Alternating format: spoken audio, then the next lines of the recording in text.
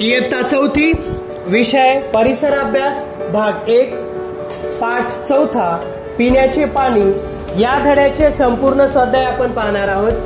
प्रश्न अ, जरा डोके चालवा। रवा आणि साबुदाणा मिसळले गेले आहेत, ते चाळून वेगळे करण्यासाठी कशी चाळणी घ्याल?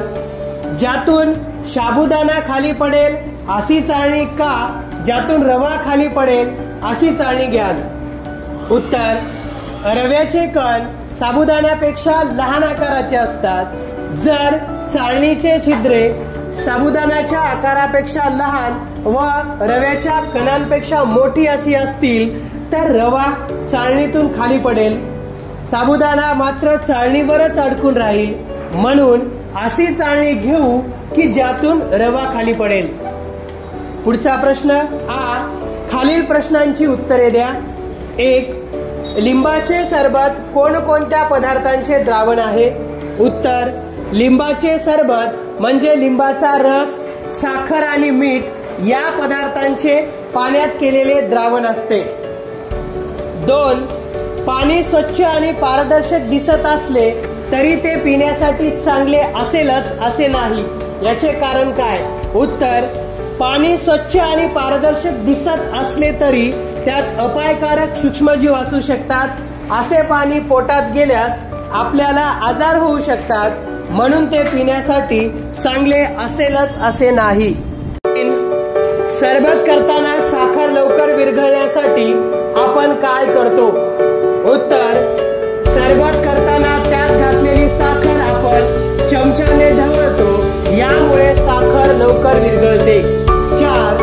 तेल पाण्यात बुडते की पाण्यावर तरंगते? उत्तर, तेल पाण्यावर तरंगते। पुढचा प्रश्न ई, तक्ता भरा। 1.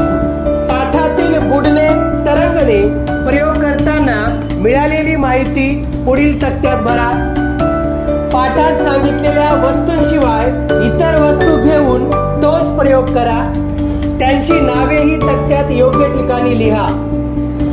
तक्त्यात वस्तू, बुडणाऱ्या वस्तू, तरंगणाऱ्या वस्तू।